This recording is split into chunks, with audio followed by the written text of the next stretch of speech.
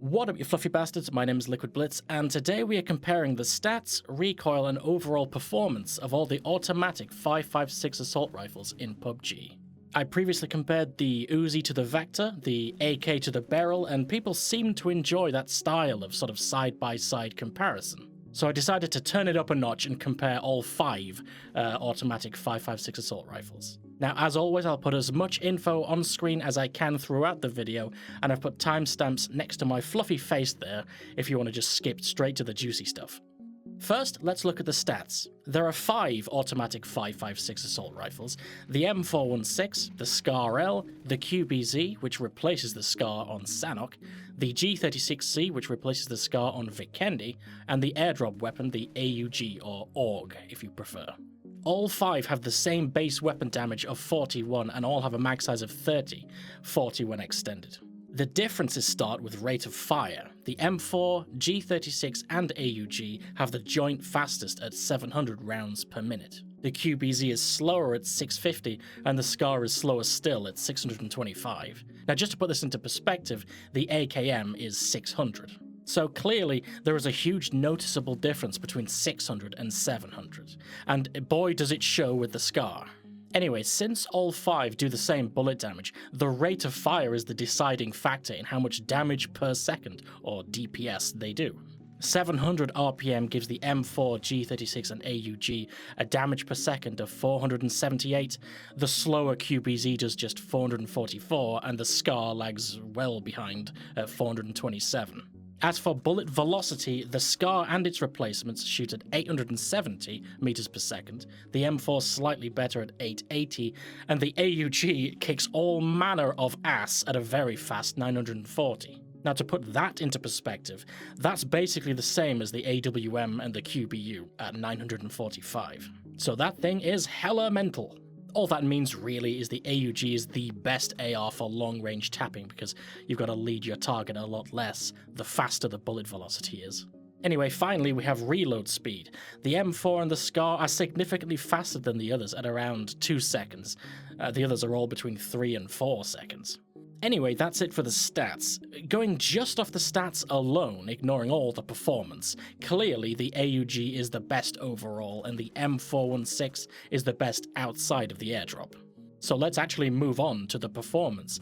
Let's look at the recoil side by side, first with no attachments as like a baseline, and then we'll do it again with all the best attachments. I tell you, it was a hell of a job putting 5 recoil tests on screen at the same time, but I managed. Here it is.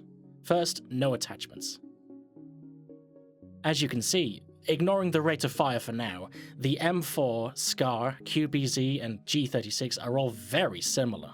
Same total vertical recoil, and it's very hard to find any discernible difference in the horizontal recoil too. But let's address the elephant in the room. The AUG is way more accurate than the others, even with no attachments. I guess that's why it's an airdrop weapon. Speaking of attachments, let's look at the specific stats of the attachments. My regulars will know I love me some specifics, so let's figure out what's best to use on the assault rifles and do a final recoil comparison with fully kitted out weapons.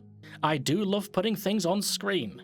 Now, I'm not going to go through everything. I mean, part of the reason I put stuff on screen is so that you can pause the video and read it all without listening to me if you want to. But anyway, all 5 of these weapons can equip a sight all the way from a red dot up to a 6x scope, as well as a muzzle, a rail, and a magazine attachment each. The M416 also has the added advantage of being able to attach the tactical stock, giving several improvements, including 10% faster aiming. First important point, let's start with the easy one. The compensator is the best muzzle attachment for recoil reduction. Period. So, tick compensator. As for the best grip attachment to use, this is where people might not know the specifics, and I love me some specifics, so let me try and break it down. Long story short, for tap firing, like medium and longer ranges, the light grip is best because it pretty much removes the extra recoil of your first shot, and the vertical grip is a close second.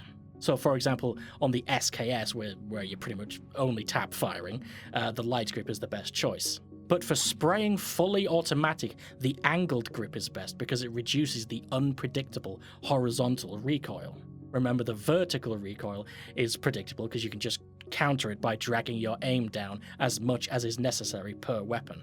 Now, knowing all this information, I say the angled grip is best because, in my opinion, you should be using assault rifles for spraying most of the time at close to medium range, with a DMR or a sniper for backup. In my opinion, that's the best setup. Assault rifle for the close and medium, DMR or sniper for the long range. Or these days, SMGs are now so powerful, they're often a good choice at close range as well. Anyway, angled is my choice of grip, so let's plug all those attachments in and try the recoil with all 5 weapons again.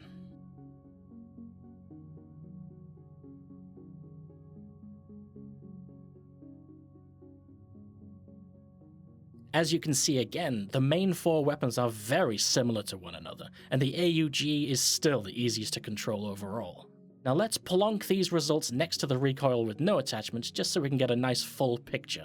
Now earlier you may have heard me saying ignoring the rate of fire.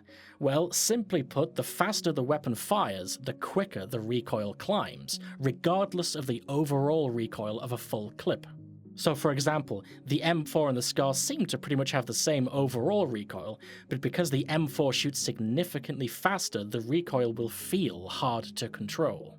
To show this, let's theoretically freeze time halfway through firing a full clip with all 5 weapons. And you can see they're at different stages of the overall recoil. Now this shows us that the SCAR and AUG are the easiest to control because they have the least recoil in a given time frame. Actually, those two are pretty identical in terms of control. The M4 and G36 are the quickest to climb upwards, and the QBZ is pretty damn close behind them. So let's just summarize everything.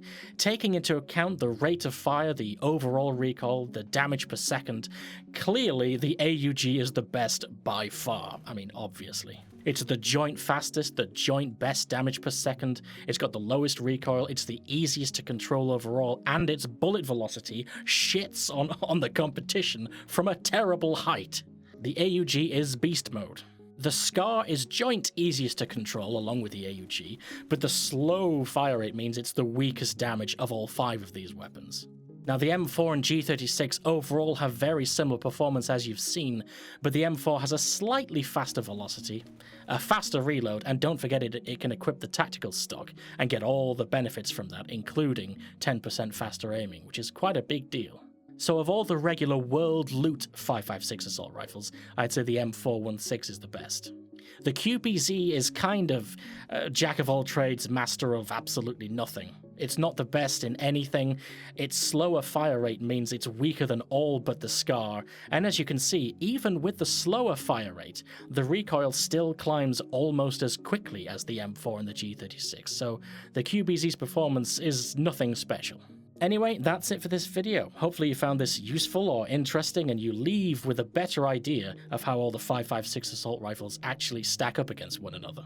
By the way, you might be wondering why I didn't include the M16 in all this, and it's because it's not automatic, it's single fire and burst fire, so you can't really compare the performance, especially the recoil and like the damage per second, not really.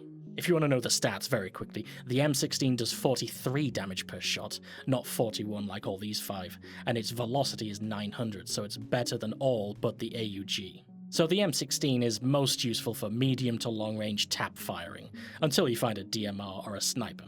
Like this video if you liked it, like this video if you didn't like it, subscribe for similar content, and subscribe to my second YouTube channel if you want to see this fluffy face play story and horror games and thoroughly shit my pants.